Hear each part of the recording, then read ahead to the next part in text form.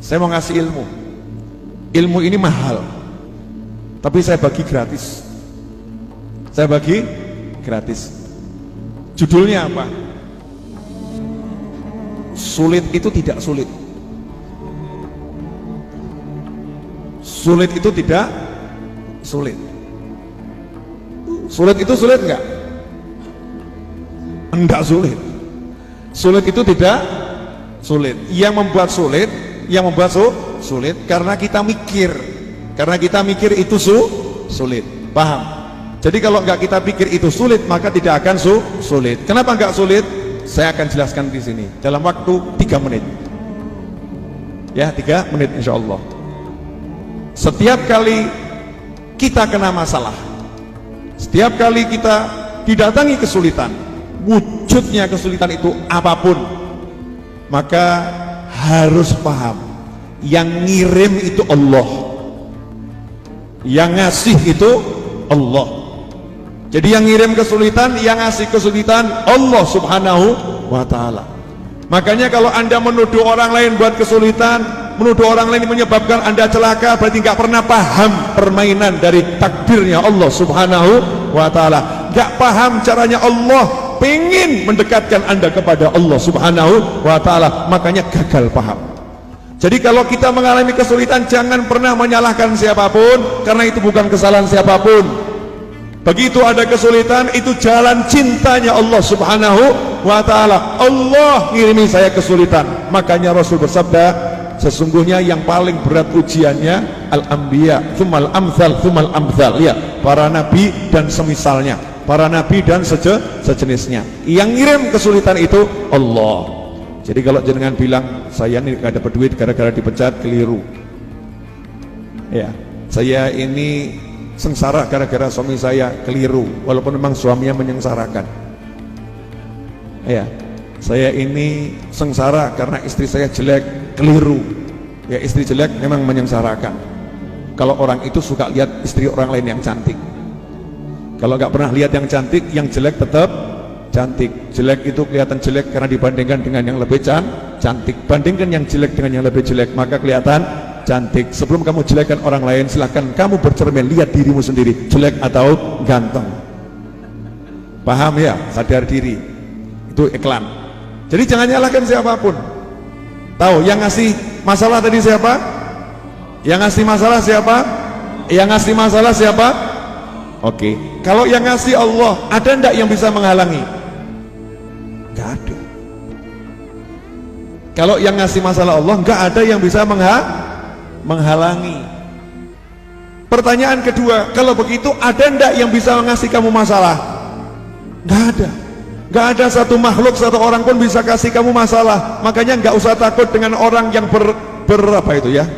berencana apapun, orang yang membuat makar model apapun, orang yang membuat siasat model apapun. Siasatnya, makarnya, usahanya, tipu dayanya tidak akan bisa kena ke kamu, kecuali kalau memang diizinkan oleh Allah subhanahu wa ta'ala. Ini akidah, itu membuat tenang. Lah yang ngirim masalah Allah kok. Jadi nggak masalah. Kok nggak masalah kenapa? Kalau hubungan sama Allah enak. Begitu paham yang ngirim Allah, langsung bilang saja sama yang ngirim, ya Allah tolong solusinya, ya Allah please selesai, ya Allah kuatkan, ya Allah tolong, ya Allah bantu. Ini paham. Jangan begitu kena masalah kesulitan langsung mikir simpenan duit, langsung mikir teori, langsung mikir strategi, langsung mikir cara-cara, mikir makhluk yang dipikir, gak mikirkan kholiknya, yaitu penciptanya Allah subhanahu wa ta'ala. Nah, sadar dulu Allah yang ngirim, terus minta tolong sama Allah, baru ngatur strategi, baru berobat ke dokter, baru berupaya dengan apa yang bisa diupayakan. Tapi Allah dulu yang dituju. Itu nomor satu. Nomor dua, menariknya, Allah yang ngirim masalah, Allah yang ngirim masalah, dan hanya Allah yang bisa menyelesaikan. Tak jamin kok awakmu golek duit nganti sirah jadi sikil, sikil jadi sirah, kepala jadi kaki, kaki jadi kepala, pagi jadi siang, siang jadi sore, sore jadi malam, begitu seterusnya. Kalau Allah bilang buntu rezekimu, buntu mas. Maka jangan pernah sambat golek duit kok angel, ya golek duit kok angel. susah buat kamu, buat saya tidak. Sorry bro, gua awakmu angel, awakku alhamdulillah gampang. Habib kok begitu Bib? Buat dia mudah, buat saya kok susah. Biar kamu paham, usahamu sehebat apapun tuh gak bisa datengin rezeki. Sekeras apapun kamu ikhtiar, gak bisa jebol pintu rezeki. Yang buka, yang nutup pintu rezeki Ar-Razzaq wallahu ta'ala, Allah yang maha kuasa. Paham sih, hanya Allah yang bisa menyelesaikan masalah, hanya Allah yang bisa menolong, hanya Allah yang bisa membantu. Jadi nomor satu yang kirim Allah, nomor dua hanya Allah juga yang bisa menyingkirkan. Uniknya, menariknya, nah Allah itu udah ngasih tahu kalau ada masalah sebetulnya itu hadiah. Oh, masalah kok hadiah? Bu, ibu ngantuk teler kelas berat, jam 1 malam digugah bojo, diugrak-ugrak, tangi bu, masalah atau berkah? Wah, bingung. Masalah atau berkah bu? Jujur, masalah atau berkah? Masalah. Kemudian suaminya bilang, tolong buatkan nasi goreng pedes pol. Masalah atau super masalah? Males atau enggak males? Jujur, males atau enggak males? Cemberut atau senyum? Merengut atau besengut? Podo wae ya. Cemberut, merengut, besengut. Begitu keluar dari kamar, lampunya mati. Kenapa? Pulsa listrik entek. Sebel atau enggak sebel? Sebel atau enggak sebel? Ngomyang atau enggak ngomyang? Ngomyang itu bahasa Indonesianya apa? Ngomel. Ngomel itu Indonesia atau Jawa? Jawa di Indonesia kan al-ngomelu. Muring-muring, ngomel, ngomyang, entah bahasanya apapun. Ke dapur. Begitu sampai dapur, tiba-tiba ada 20 lilin menyala. Tas, 20 lilin menyala. Kemudian di situ ada mengatakan surprise, masak kilo. Masak kilo. Ya, kemudian semua yang 20 orang itu ngomong, ini hadiah dari suamimu, ini hari jadi pernikahan kalian.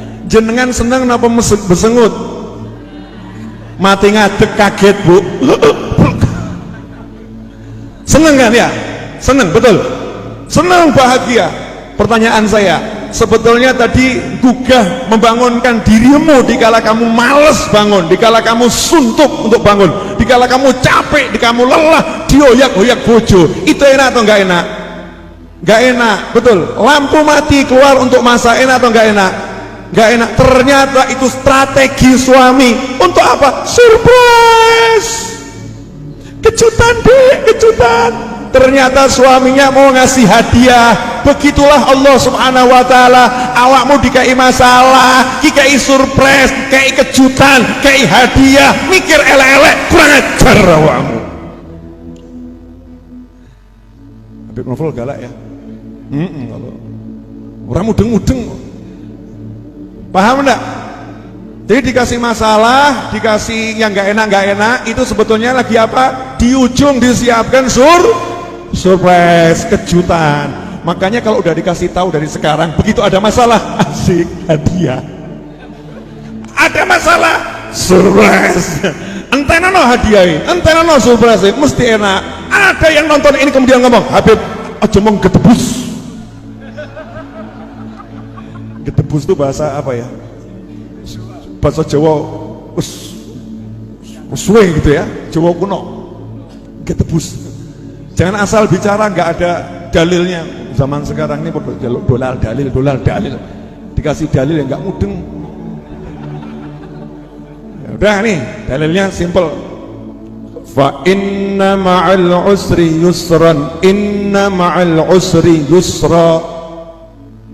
Itu ayat turun ketika Kanjeng Nabi SAW lagi duduk dengan sahabat. Kemudian Nabi ngomong sama sahabat, dekatnya ada batu. Rasul bersabda, kalau ada kesulitan masuk ke dalam batu itu, maka kemudahan akan mengejar masuk ke dalam batu itu, kemudian akan mengeluarkan kesulitan itu dari batu itu. Artinya apa? Kesulitan gak pernah berlepas, nggak pernah pisah dengan yang namanya kemudahan. Maka turunlah ayat fa inna ma'al usri yusron, inna ma'al usri yusra. Kalau diterjemahkan dengan terjemahan yang benar, terjemahan menurut tafsir, sesungguhnya bersama kesulitan itu ada kemudahan, dan sesungguhnya bersama kesulitan yang tadi ada kemudahan yang lain. Artinya bersama kesulitan yang sama terdapat dua kemudahan. Kemudahan nomor satu, solving problem, menyelesaikan masalah. Kedua, kemudahan nomor dua, surprise, kejutan. Dalil berikutnya, kalau Allah Ta'ala, wa man yattaqillaha yaj'al lahu makhrajan wa yarzuqhu min haitsu la yahtasib. Barang siapa bertakwa kepada Allah, pengajian, maulid, sholawatan, zikir, istighfar, ziarah kubur, birrul walidain, silaturahim, cari nafkah untuk pasangan, cari nafkah untuk anak, cari nafkah untuk orang tua, murah, senyum, sedekah, berderma dan lain sebagainya. Wa may yattaqillaha yaj'al lahu, maka dia Allah, bukan Habib Muhammad, bukan Habib Novel, bukan Habib Muhammad Syarif, bukan Gusmus, bukan Syekh Fulan, bukan Ustadz Fulan, bukan Kiai Fulan, bukan Gubernur Fulan, bukan Presiden Fulan, bukan pejabat Fulan, bukan Jenderal Fulan, bukan.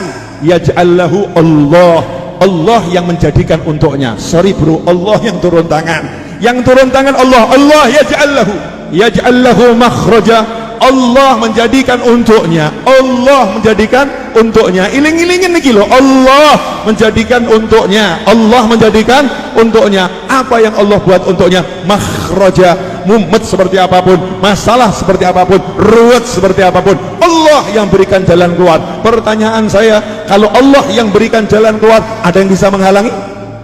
Kalau Allah yang berikan jalan keluar, ada yang bisa nutup? Kalau Allah yang berikan jalan keluar, selesai nggak masalahnya? Selesai. Yaj'allahu makhraja wa yarzuqhu min haitsu la yahtasib. Selanjutnya setelah dikasih solusi sama Allah, dikasih jalan keluar sama Allah, wa yarzuqhu, Allah kasih dia rezeki yang sifatnya surprise, kejutan. Kenapa dikatakan rezeki kejutan? Ini terjemahan murni terjemahan ala Habib Novel. Allah memberikan rezeki berupa kejutan. Kenapa kejutan? Karena nggak pernah bisa dipikir, dikira-kira nggak bisa, datang dari arah yang nggak jelas, arahnya dari mana nggak ngerti, ujuk-ujuk wono, kan namanya surprise, kejutan. Rezeki berupa kejutan dan Allah yang ngatur. Penak anteng meneng rezeki teko, wah masya Allah, nikmat. Paham nggak? Baru 1 menit. Jelas? Apa yang jelas? Oh, surprise-nya tok ini. Surprise. Jadi kalau ada masalah atau hadiah. Jadi kalau Anda terlilit hutang nggak bisa bayar, besok mau ditagih, mau diajar, masalah atau hadiah? Kalau istri Anda marah-marah menuntut minta cerai, masalah atau hadiah? Kalau anak Anda teriak-teriak kemudian tidak mau sekolah, masalah atau hadiah? Kalau tiba-tiba Anda pas gak pakai helm ketemu polisi ditilang, masalah atau hadiah? Jawabnya paling gak jelas Gus. Masalah atau hadiah? Jawabannya sederhana, itu bukan masalah, itu hadiah. Tapi hadiahnya sama Allah dibungkus dengan masalah. Bungkusnya masalah, dalamnya hadiah. Makanya kamu jangan lihat bungkusnya. Kadang yang namanya kekasih menyembunyikan intar berlian di balik yang namanya kertas koran. Dibungkus kertas koran, ternyata dalamnya intan dan berlian. Ketika kekasih terima, apa iki? Kamu cuma kasih aku kotoran di kertas yang kotor, ya. Kemudian bungkus yang kotor, menghina, mencela, mencampakkan. Ketika dicampakkan, diambil sama kekasihnya, dikasihkan orang lain. Ini hadiah dariku. Nah, yang lain terima, masya Allah, terima kasih. Gak lihat bungkusnya, lihat yang memberi, dibuka, ternyata isinya intan berlian. Bejonya luar biasa. Nah, yang sering menyebabkan kita gagal mendapatkan karunia Allah, hadiah dari Allah. Ruwet delok bungkus, gak tau delok sengirim. Sibuk lihat bungkus, gak pernah lihat yang ngirim adalah Allah subhanahu wa ta'ala. Kalau lihat yang ngirim Allah, pasti husnudzon, pasti prasangka baik. Dalam bungkusnya ini yang ruwet, di dalamnya ada hadiah yang luar biasa. Karena itu Jangan pernah ngeluh lagi kepada Habib Novel bin Muhammad Al-Idrus, karena keluhanmu saya tolak mulai hari ini. Hah?